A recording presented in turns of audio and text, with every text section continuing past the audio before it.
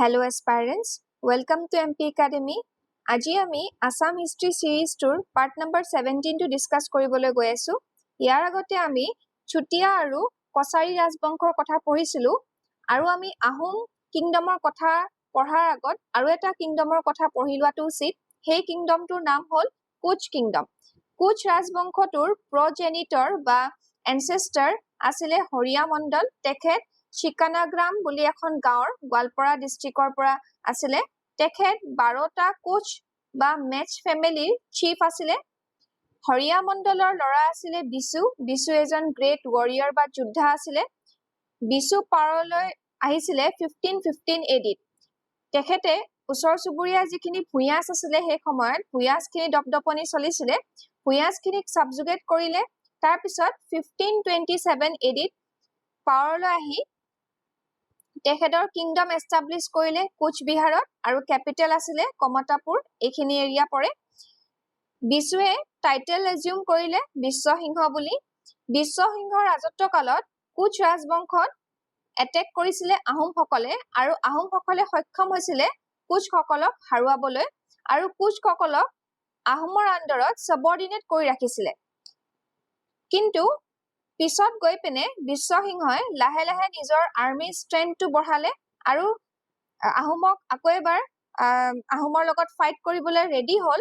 কিন্তু কিছু ট্ৰান্সপৰ্টৰ শৰ্টেজ বা কিছু প্ৰভিজনৰ শৰ্টেজৰ বাবে ফাইট কৰিব নোৱাৰিলে। বিশ্বসিংহৰ ডেথ হ'ল 1540 এডি।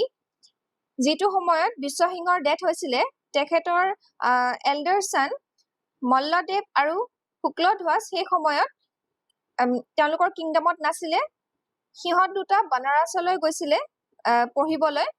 সেই চান্সটো লৈয়ে বিশ্বসিংহৰ আন এজন ল'ৰা নৰায়ণ সিংহই থ্ৰোনত বহিলে, মানে ৰাজগদ্দিত বহিলে। কিন্তু যেতিয়া মল্লদেৱ আৰু শুক্লধ্বজে গম পালে তেতিয়া তেওঁলোক ঘূৰি আহি পিনে নৰসিংহক থ্ৰোনৰ পৰা ৰিমুভ কৰি পিনে মল্লদেৱ যিহেতু সবতকৈ ডাঙৰ ল'ৰা আছিলে, জ্যেষ্ঠ পুত্ৰ আছিলে বিশ্বসিংহৰ, মল্লদেৱে কিং হ'ল কোচ কিংডমৰ আৰু সৰু ভাইটি শুক্লধ্বজক কমাণ্ডাৰ ইন চিফ বনালে মল্লদেৱে।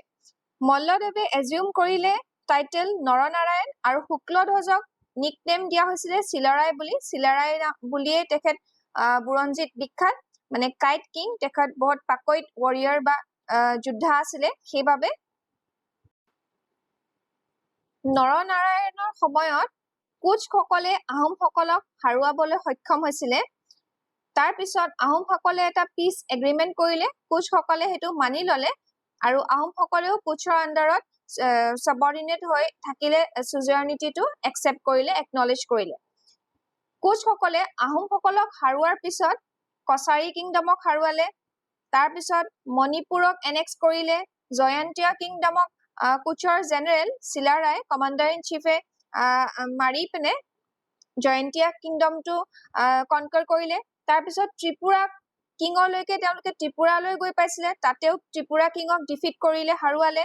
আৰু কয় যে চিলেটখনতো গৈ পিনে চিলেটৰ কিঙক কোচৰ জেনেৰেল মানে কমাণ্ডাৰ ইন চিফ চিলাৰায়ে গৈ পিনে হাৰুৱাইছিলে। তেখেতে ক'ব গ'লে অল ৰাউণ্ড মানে নৰ্থ ইষ্টৰ মেক্সিমাম কিংডমছখিনি বা বংশখিনিৰ লগতে যুদ্ধ কৰি হাৰুৱাবলৈ সক্ষম হৈছিলে আৰু অলমষ্ট গোটেই whole of the north east ইণ্ডিয়াখনে কনকাৰ কৰি লৈছিলে উইদিন 4 years সময়ত 1662 পৰা 1665। সেইকাৰণে তেখেতক চিলাৰায় বুলি কয় বা কাইট কিং বুলি কয়। একদম পাকৈত যোদ্ধা আছিলে তেখেত। আৰু নৰনাৰায়ণৰ আণ্ডাৰত অলমষ্ট গোটেই নৰ্থ ইষ্টখনে কোচৰ আণ্ডাৰত আহি গৈছিলে। ইমান বেছি পাৱাৰফুল হৈ গৈছিলে এই কিংডমটো। আৰু এটা কথা জানি থওঁ আমি যে তেওঁলোকে যদিও এইবোৰ টেৰিটৰিজ কনকাৰ কৰিছিলে কোচসকলে, কিন্তু কমপ্লিটলি এনেক্স কৰি লোৱা নাছিল নিজৰ আণ্ডাৰত।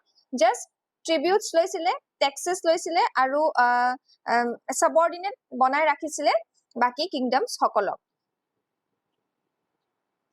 কোচ ৰাজবংশৰ বাকীখিনি তথ্য আমি নেক্সট ক্লাছত ডিছকাছ কৰিম।